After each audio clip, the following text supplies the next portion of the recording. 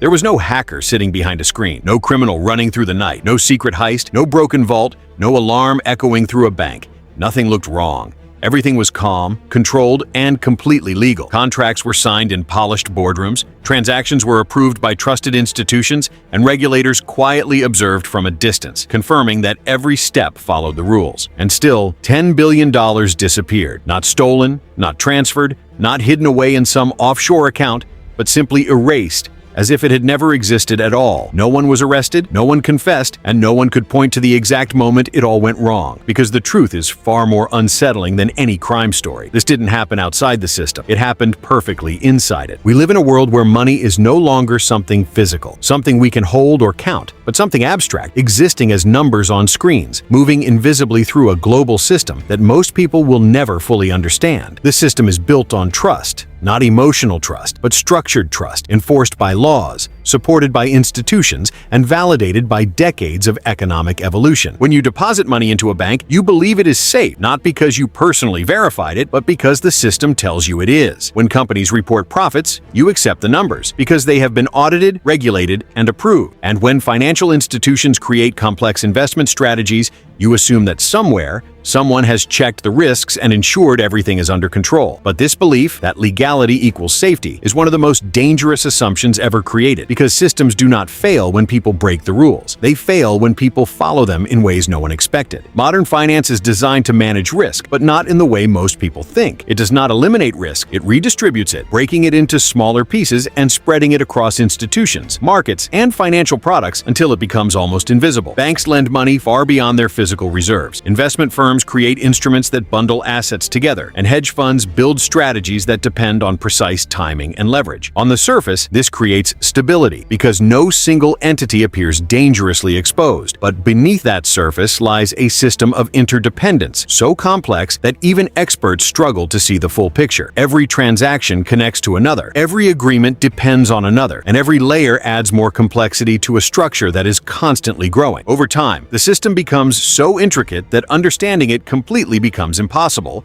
and when a system cannot be fully understood, it cannot be fully controlled. That is where the danger begins, not in chaos, but in complexity, because complexity creates blind spots, and blind spots allow risk to grow unnoticed. Somewhere inside this vast system, someone noticed something small, a detail so minor that it had gone largely ignored, a subtle difference between how certain transactions were executed and how they were recorded. On its own, it meant nothing, just a technical inconsistency buried within layers of financial logic. But when examined closely, it revealed an opportunity. Because in finance, perception matters as much as reality. And if a transaction can be structured in a way that changes how it is recorded, it can also change how it is evaluated. By carefully arranging a sequence of transactions, money could be moved in ways that altered risk exposure without technically eliminating it. Profits could be generated without triggering standard warning signs, and everything could remain fully compliant with existing laws. There was no deception in the traditional sense, no falsified documents or hidden accounts, just legal actions organized in a way that the system was never designed to detect. This is not a new phenomenon. Similar patterns appeared during the 2008 financial crisis and later in the Cum-Ex scandal, where the rules themselves allowed dangerous behavior to go unnoticed. But each time, the system adapted just enough to restore confidence, without ever fully addressing the underlying vulnerability. At first, the strategy produced modest returns. Nothing extraordinary, but what made it powerful was its consistency. In a world driven by uncertainty, consistent profit is irresistible. Investors began to notice, then firms, then entire institutions, and slowly the strategy spread. What started as a niche approach became a widely adopted system, attracting more capital, more participants, and more complexity. Banks facilitated transactions, earning fees at every step. Analysts praised the innovation, and regulators saw nothing that violated the rules. As billions of dollars flowed through the system, confidence grew, and with it, a dangerous assumption that if something had worked for so long without failure, it must be safe. But success in finance can be misleading, because it often hides the very risks that will eventually cause collapse. The system was not becoming stronger, it was becoming more fragile, built on layers of assumptions that no one was actively questioning anymore, because questioning success is something very few people are willing to do.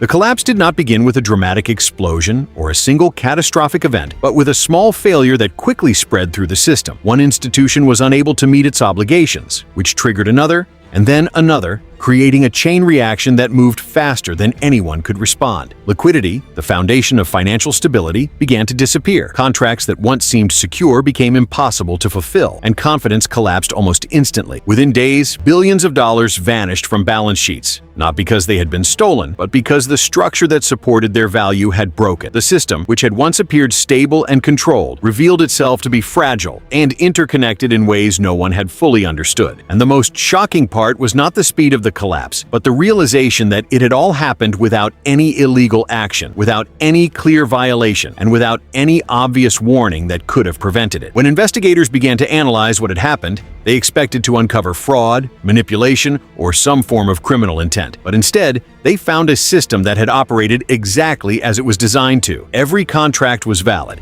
every transaction was approved, and every action followed existing laws.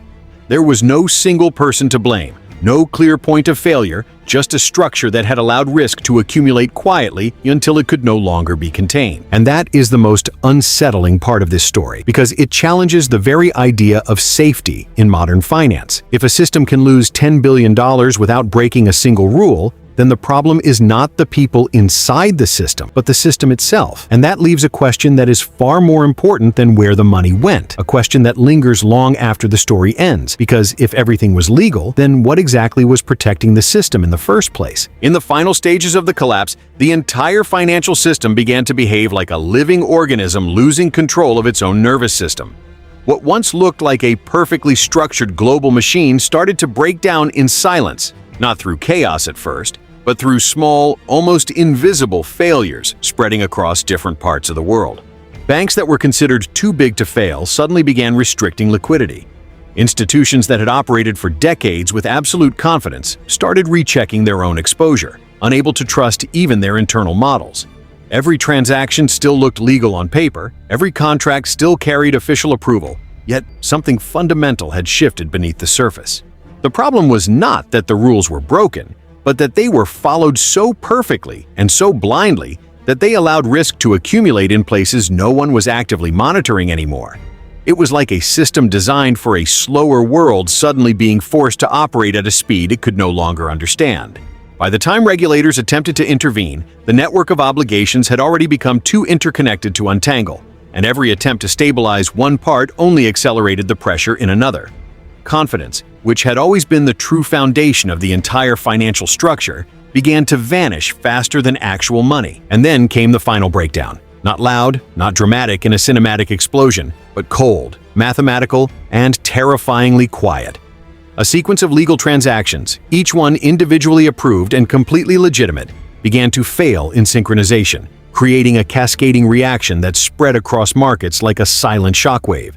Systems froze not because of a crime, but because the assumptions holding them together no longer matched reality. In a matter of hours, numbers that represented billions of dollars simply stopped holding meaning, as if value itself had been rewritten in reverse.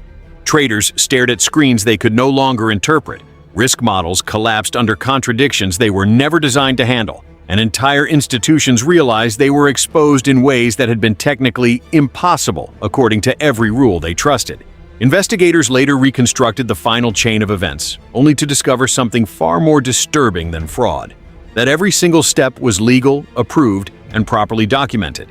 Yet together they formed a structure so fragile that collapse was not just likely, it was inevitable. There was no villain to arrest, no mastermind to blame, no illegal act to point to. Only a system that had slowly built its own downfall using rules that were never designed for the scale of the world it grew into. And in that realization lies the most frightening truth of all. The disaster did not happen because someone broke the system. It happened because the system was never strong enough to survive itself.